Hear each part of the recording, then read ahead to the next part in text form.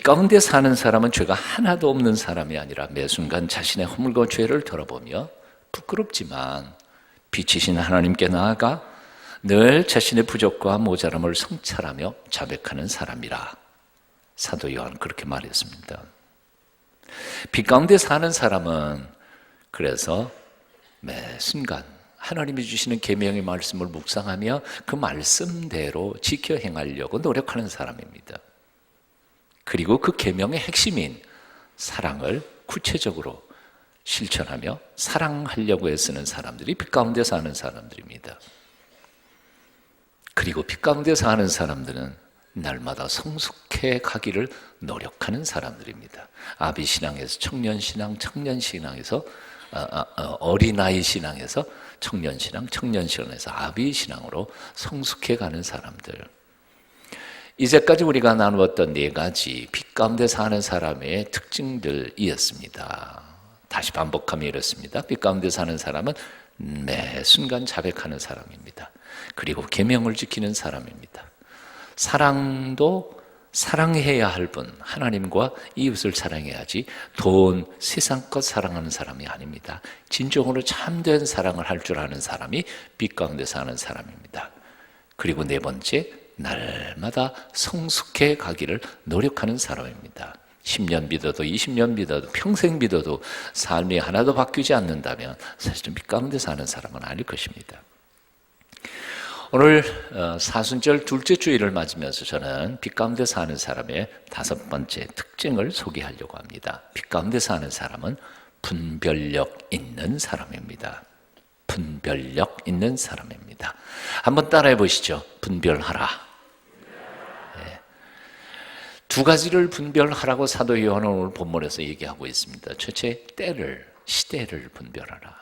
내가 살고 있는 이 시대가 어떤 시대인지, 내가 지금 어떤 순간을 살고 있는지를 분별해라. 두 번째는 참과 거짓을 분별하라 하고 말씀하고 있습니다. 먼저 때를 분별하라 하고 말씀합니다. 한번 따라해 보시죠. 때를 분별하라.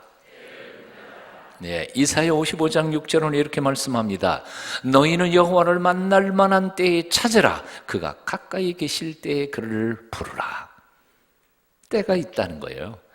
하나님을 만날 만한 때도 있고 사실은 만나기 힘들 때도 있다는 거예요. 하나님의 가까이 계실 때도 있지만 그러나 우리가 가까이서 그분을 만나 뵙기 힘들 때도 있다는 거예요. 즉 다시 말하면 때를 날라는 거예요. 기회를 놓치지 말라는 거예요. 그런가 하면 고린도후서 6장 2절은 이렇게 말씀합니다. 보라 지금은 은혜 받을 만한 때예요. 보라 지금은 구원의 날이로다. 그때가 언제냐 하는 거지요. 지금 현재라는 거예요. Right now. 이 시간 지나가 버리면 하나님을 찾을 수 있고 만날 수 있는 기회가 언제 올지 모른다는 거예요. 정말 내 평생에 이런 기회가 다시 올지 모르기 때문에 지금 바로 그분을 만나라는 거지. 로마서 13장 11절도 말씀합니다. 너희가 이 시기를 알거니와 자다가 깰 때가 벌써 되었으니 이는 이제 우리 구원이 처음 믿을 때보다 가까웠습니다. 자다가 깰 때가 됐다. 그렇습니다. 모든 것은 때가 있습니다. 때를 분별하는 사람 말이 성숙한 사람이라고 말할 수 있습니다.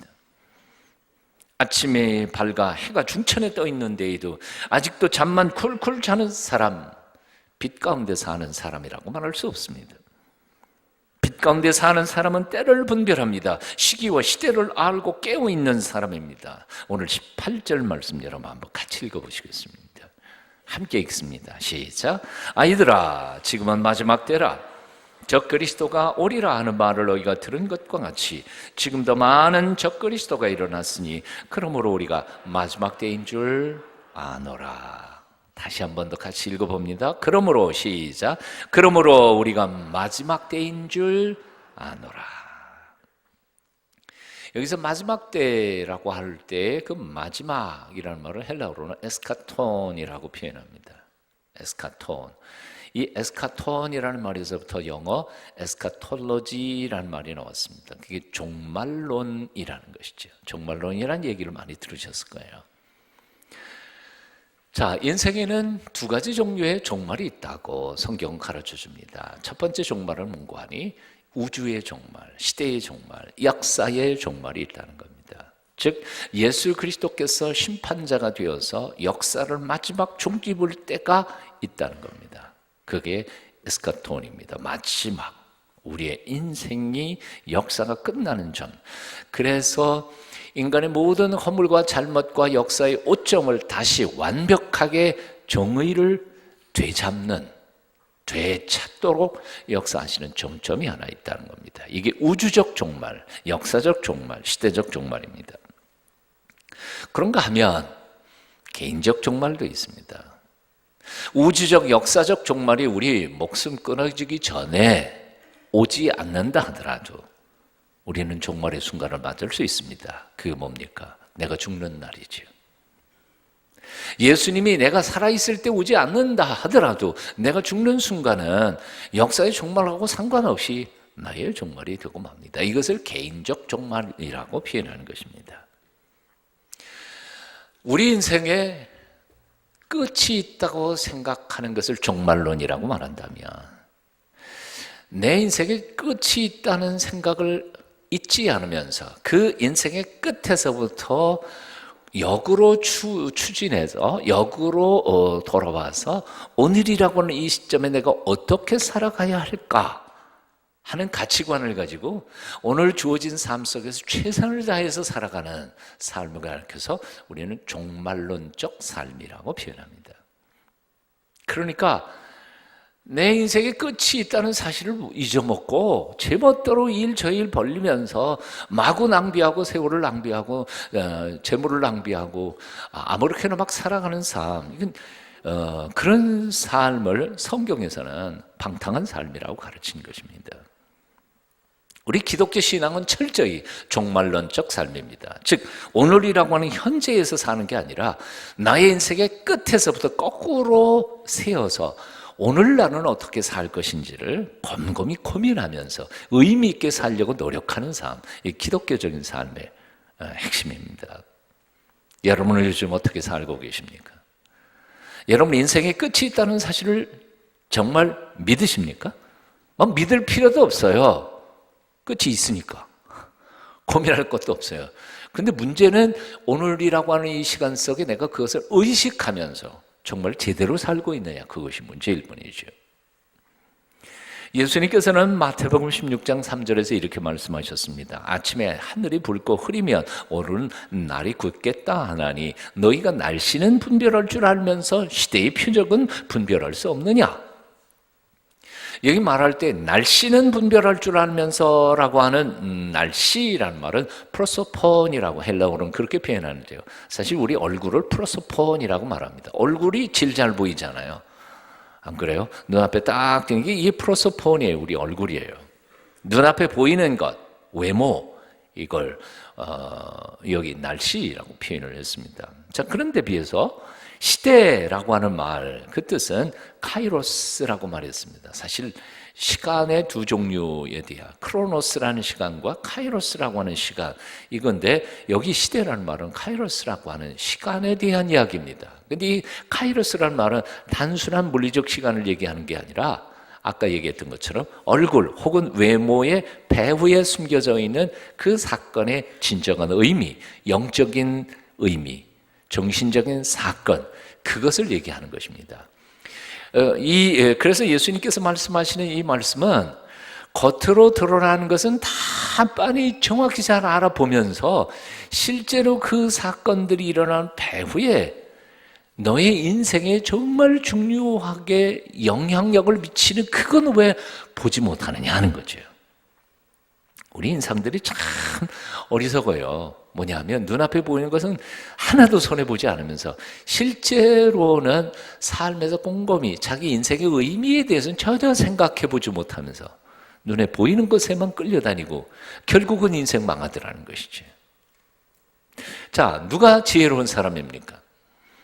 하루를 내다보는 사람입니까? 아니면 한 달을 내다보는 사람이겠습니까? 누가 더 지혜로운 사람입니까? 한 달을 내다보는 사람입니까? 1년을 내다보는 사람입니까? 1년을 내다보기보다 6, 70년 인생 전체를 놓고 내다보면서 사는 사람이 지혜로운 사람 아닐까요? 아니, 그보다 더 인생의 죽음을 넘어서서 영생의 관점으로 나의 인생을 바라보는 사람이 더 지혜로운 사람이 아닐까요? 어떻습니까? 종말이라는 시점에서, 아니 영원한 시간이라고 하는 시점에서 현재를 바라보면서 종말론적으로 삶을 살아가는 사람들을 가장 지혜로운 사람이라고 성경은 가르쳐주고 있는 것입니다. 시야를 넓히십시오. 그리고 눈을 코앞에 두지 말고 멀리 두며 큰 눈을 떠서 하나님이 보시는 눈으로 세상의 의미와 삶의 목적과 그리고 방향을 잡아 지혜로운 인생을 살게 되시기를 축원합니다. 제가 청년 전도사 시절에 제게 운전을 가르쳐 주신 분이 계세요. 예전에는 운전 교습소도 별로 올 게 없었지만 돈도 없고 그러니까 장로님 한 분이 제게 저 경상남도 어느 시골길, 차가 아무 데도 안 가는 시골길에 교회 본고를 몰고 가서 가르쳐 주셨습니다. 그런데 이 장로님이요, 수색대 조교 출신이에요. 그래서 꼭 가르치는 거를 그렇게 조교처럼 가르쳐요. 원리 원칙대로. 그때는 이 기어가, 자동 기어가 없었던 시절이었습니다. 다 수동이었으니까요. 그렇지 풀고, 그렇지 넣고, 일단 넣고. 근데 그걸 행동으로만 이렇게 하는 게 아니라 복창을 해야 돼. 옆에서 장로님이 그렇지 넣고, 일단 넣고, 그러면 복창을 하고 해야지. 그 복창 생략하고 했다가는 큰일 난다고요. 전도사님 그것도 못해요? 와, 그렇게 그냥 빡시게 제가 운전을 배웠습니다. 운전을 그래서 저는 아주 FM대로. 근데 이분이 저에게 가르쳐주신 안전운전 방법, 네? 안전운전하는 방법을 가르쳐준 게 있어요. 운전을 할 때는 항상 9대의 차를 봐야 된다. 무슨 얘기인지 이해가 되세요? 여러분 운전할 때, 운행할 때 몇 대의 차 봅니까? 혹시 코앞에 있는 차만 보고 쫓아가는 거 아니에요? 그러면 사고 나기 쉽다는 거예요. 예? 자, 앞에 있는 차는 물론 봐야 돼요. 그러나 그 앞차의 앞차까지도 볼 수 있어야 돼요. 왜냐면 그 앞차가 급브레이크를 밟으면 얘도 급브레이크를 받을 거고, 그럼 나도 급브레이크 받을 건데 거리가 안 돼 있으면 나도 받을 수밖에 없다는 거예요. 근데 그 앞차의 앞차만 보면 안 된다는 거예요. 그럼 뭐까지 봐야 돼요? 내 앞차의 오른쪽 왼쪽 차도 봐야 된다는 거예요. 왜냐면 그놈이 갑자기 들어올 수도 있거든요. 여러분 그런 일들 안 겪어보셨어요? 그러니까 앞에 가는 차 몇 대를 봐야 돼요? 하나, 둘, 셋, 네 대 봐야죠. 거기다가 오른쪽에 있는 애, 왼쪽에 있는 애도 봐야 돼요. 왜요? 급한 애는 이렇게 막 끼어들어요. 들어올 수 없는 데에도 들어오는 사람들이 참 많아요. 그게 초보여서 그런지 아니면 실력이 좋아서 그런지 모르겠는데 하여튼 봐야 돼요. 자, 보고. 뒷차는요? 뒷차도 봐야 돼요. 백밀러를 보고 봐야 돼요. 왜냐하면 어떤 차는요, 아예 코를 쳐박고 들어와요. 근데 엉덩이가 가려워. 와, 겁나요. 나도 어쩔 수 없이 급브레이크를 받을 상황이 생길 수 있지 않아요. 그러면 내가 급브레이크를 밟으면 그놈은 여지없이 나를 받을 수밖에 없어. 걔가 무슨 천재라고 공중으로 나를 수도 없을 테고. 그러니까 제 엉덩이가 간지러운 그런 차는 내버려 둘 수가 없어요. 그래서 저는 그렇게 따라오는 차는 뒤에다 놓고 내가 불안해서 갈 수가 없어요. 그래서 차선을 바꿔가지고 먼저 가라고. 혹시 알아요? 화장실이 급한지 그 부인이 해산을 하게 되는지 모르잖아요. 그럼 먼저 가시라고.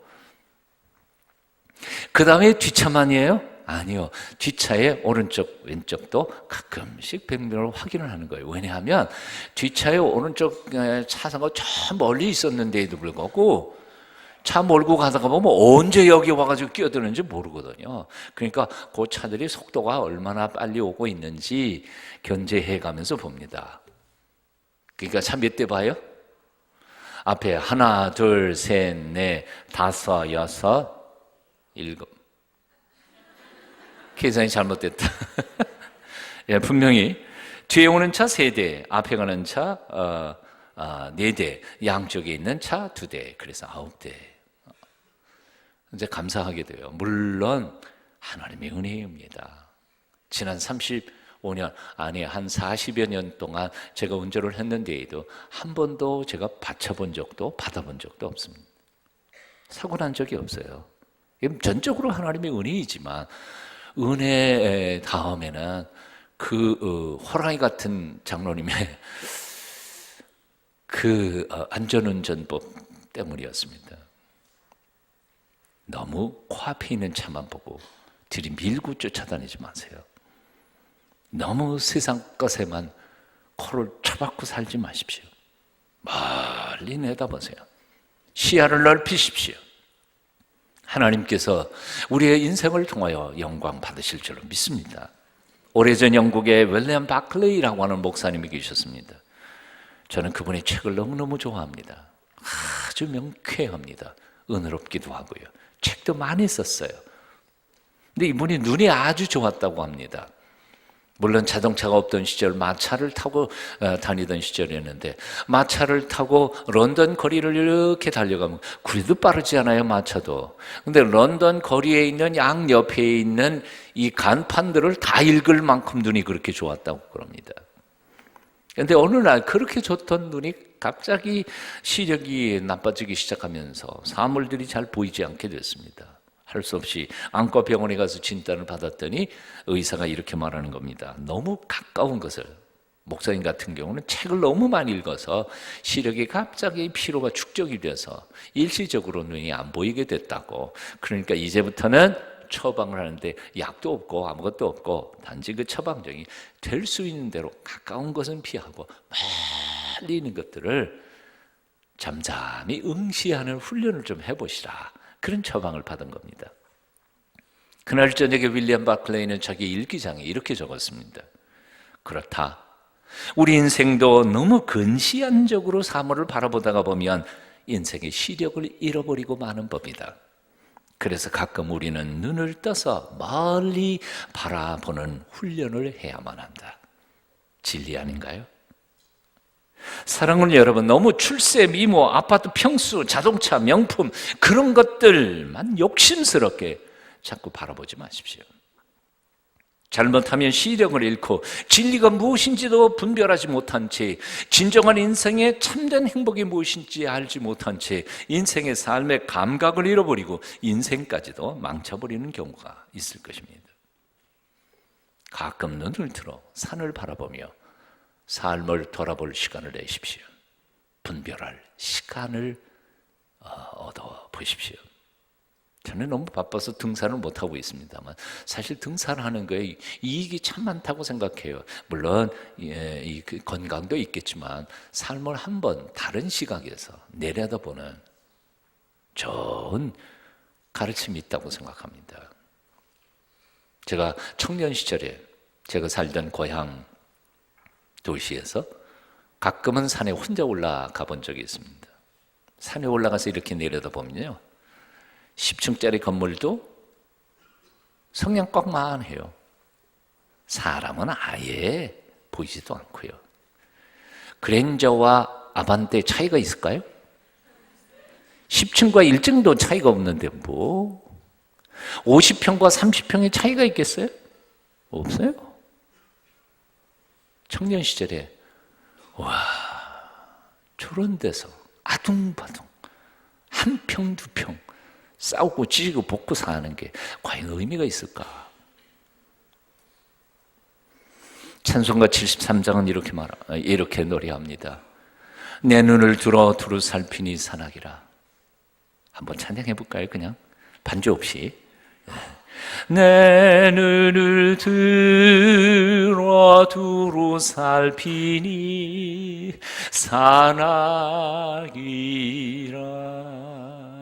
날 돕는 구원 어디서나 그 어디서 하늘과 땅을 지은 여호와 날 도와주심 확실하도다.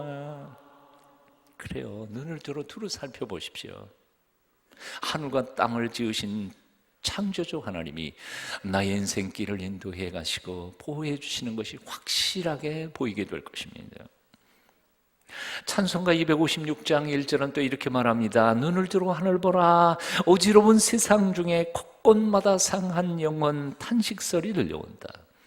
빛을 잃은 많은 사람 길을 잃고 헤매이며 탕자처럼 기진하는 믿는 자여 의할고.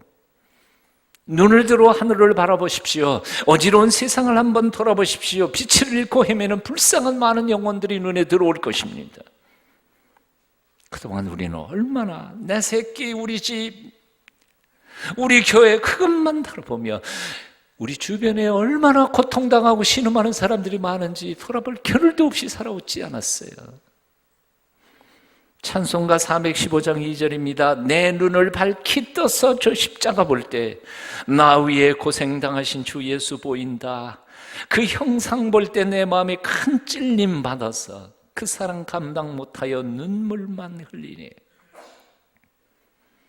눈을 떠서 십자가를 바라보십시오. 특별히 이 사순절 기간 동안에 더욱 마음의 눈을 떠서 십자가에서 죽으신 예수 그리스도를 한번 묵상해 보시라는 거예요. 예수 그리스도의 속죄의 은혜와 그 능력이 보이기 시작할 것입니다.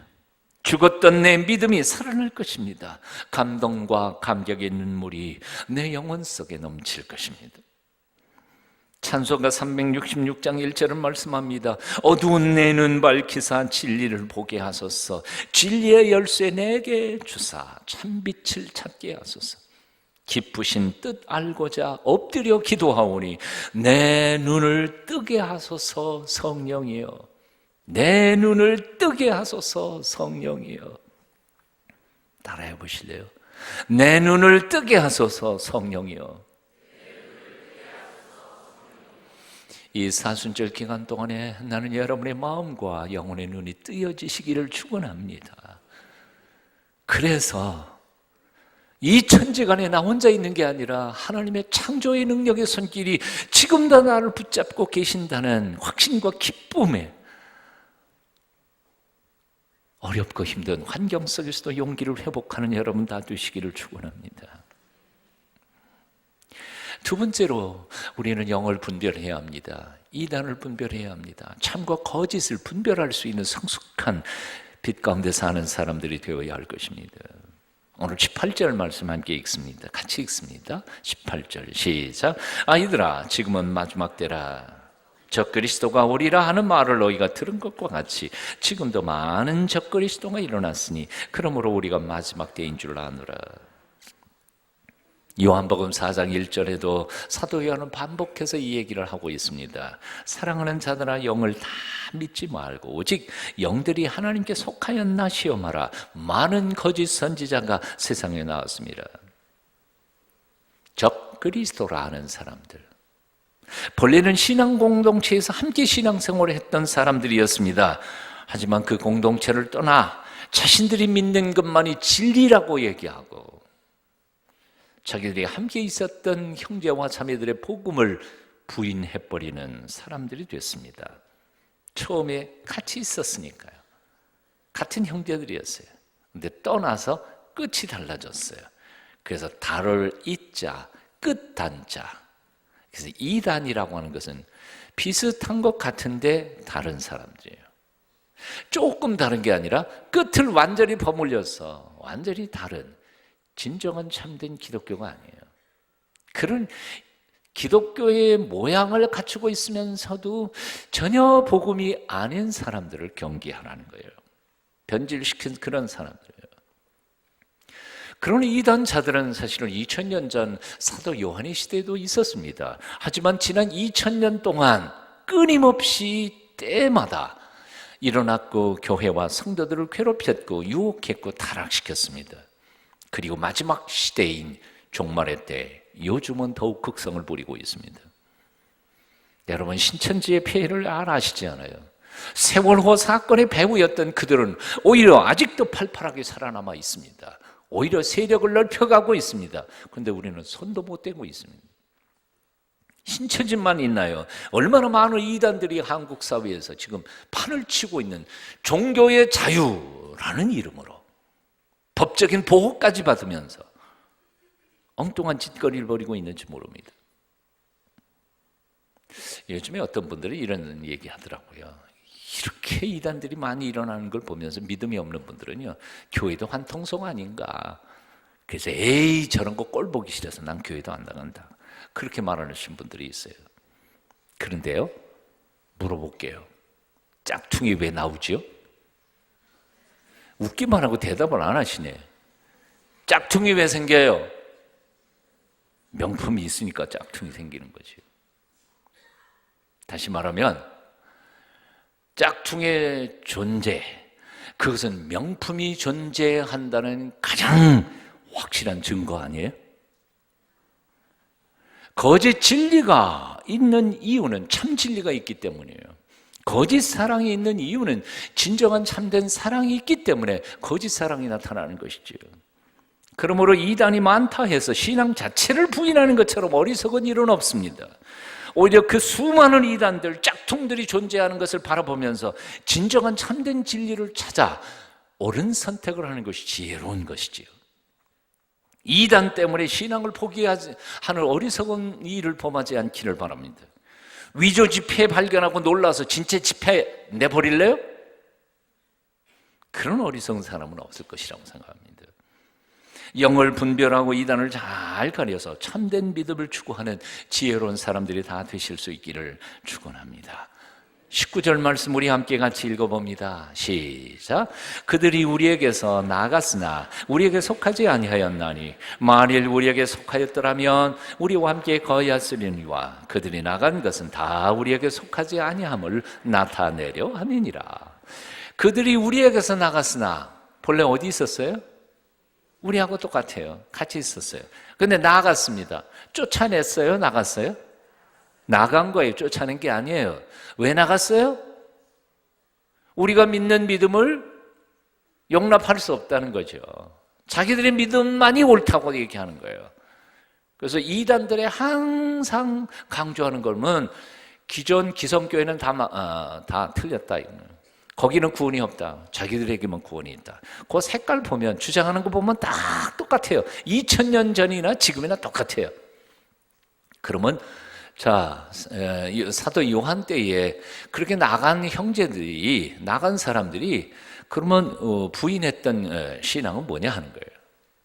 너희 믿음은 틀렸다. 우리 믿음이 최고다라고 생각한 그 믿음의 차이가 뭐냐 하는 거예요. 간단합니다. 사도 요한이 믿었던 그 신앙, 그리고 지금도 우리가 믿고 있는 신앙은 성육신 신앙입니다.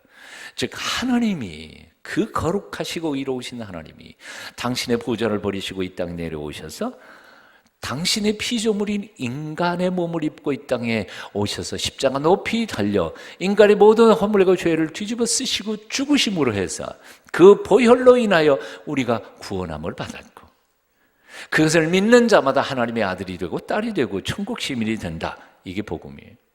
믿으세요? 근데 이걸 못 믿겠다는 거예요. 왜 못 믿겠는지 아세요? 이유는 간단합니다. 그 영지주의자라고 하는 그 이단들은 한마디로 말해서 영은 거룩하지만 육은 더럽고 죄악스러운 것이라고 생각했습니다. 근데 이 생각은 단순히 자신들의 생각이 아니라 플라톤, 그리스의 플라톤 철학에서부터 온 철학의 바탕을 둔 것입니다. 플라톤 철학을 공부하신 분들은 좀 아시겠습니다만 플라톤의 철학 속에는 이데아론이라고 하는 게 있습니다. 이데아의 세계가 있고요. 이 현실은 그 이데아의 카피본입니다. 카피하다 보니까 원본이 그대로 카피된 게 아니라 변질돼 버렸습니다. 그래서 플라톤의 이데아론에 의하면 인간이 구원받을 수 있는 방법은 딱 하나밖에 없습니다. 죄악된 육체의 몸을 벗어나서 그 영이 오리지널한 이데아, 그 세계에 들어가는 것입니다. 그런데 성경이 우리에게 가르쳐 주는 것은 무엇입니까?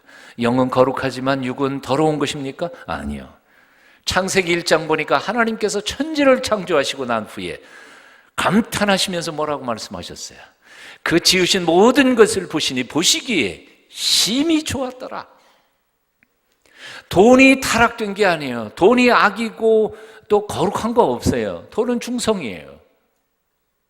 남자와 여자가 결혼해서 사는 가정은 하나님 본래 계획하신 아름다운 모습이에요. 그게 더러운 게 아니란 말이죠. 권력이 다 더러운 게 아니에요. 그것을 잘못 사용하고 있는 권력자들이 그게 더러운 것이 되어버리고 만 것이지요. 하나님이 주신 모든 선물은 지난주에도 말씀드렸지만 다 거룩하고 아름다운 것들입니다. 사탄과 마귀와 그리고 인간의 탐욕이 변질시켜서 더러운 것이 됐을 뿐입니다. 그러니까 영지주의자들은 그래서 이렇게 표현합니다. 그러면 어떻게 구원받을 거냐? 그들의 구원은 자신들이 얘기하고 있는 영적인 지식이라고 하는 비밀스러운 어떤 지식이 있어요. 뭔지는 밝히지 않아요. 거기 들어가는 사람들만 가르쳐줘요. 그거 아는 자만 구원받는다. 그래서 영적인 지식을 강조하는 나스틱이라고 하는 이단들이었습니다. 그들은 그래서 예수 그리스도를 부인합니다. 하나님이 사람이 되어 이 땅에 오셨다는 것도 부인합니다. 십자가의 구속의 은혜도 부인합니다. 그러다가 보니까 그들은 이단으로 낙인 찍히고 만 것입니다. 자, 22절, 23절 같이 읽어봅니다. 함께 읽습니다. 시작. 거짓말하는 자가 누구냐? 예수께서 그리스도이심을 부인하는 자가 아니냐. 아버지와 아들을 부인하는 그가 적그리스도니 아들을 부인하는 자에게는 또한 아버지가 없으되 아들을 시인하는 자에게는 아버지도 있느니라. 아멘. 오늘날도 얼마나 많은 성도들이 이단들에게 속아 넘어가는지 모릅니다.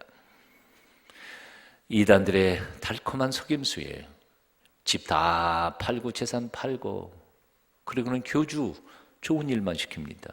패가 망신한 사람이 한둘이 아니지 않아요. 부부 사이를 찢어놓습니다. 부모와 자식 사이를 찢어놓고 아버지 버리고 나오라고 그럽니다. 이거 분명히 정상적인 신앙이 아니라 그 말이에요. 지난해 홍모 여전도사가 12월 달에 한국 전쟁이 일어난다고 예언했습니다. 인터넷 뺑 돌았습니다. 그래서 수많은 사람들이 11월 달 도피했어요. 해외로. 그래도 우리 동순교회는 참 복받은 성도들이라 도피 안 하고 이렇게 잘 살잖아요. 감사한 줄 아세요? 제가 그렇게 설교했더라면 큰일 날 뻔했어. 요한의 시대에도 적그리스도가 이미 일어났던 것처럼 오늘날 이 시대에는 얼마나 많이 일어나고 있습니까?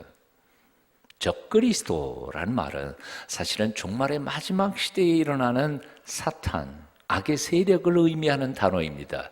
그런데 이 악의 세력은 종말의 순간에만 나타나는 게 아니라 이미 2000년 전에서 일어났고 지난 2000년 동안에도 계속해서 일어났습니다.